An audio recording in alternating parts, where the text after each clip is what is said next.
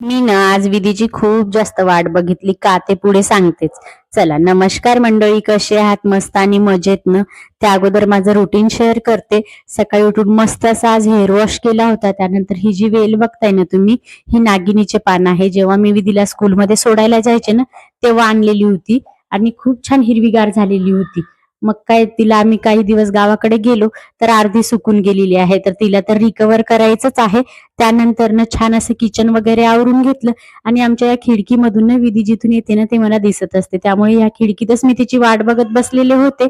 मग काय फायनली विधी आली, तिला फ्रेश वगैरे केलं आणि लगेच आशूला झोपी घातलं.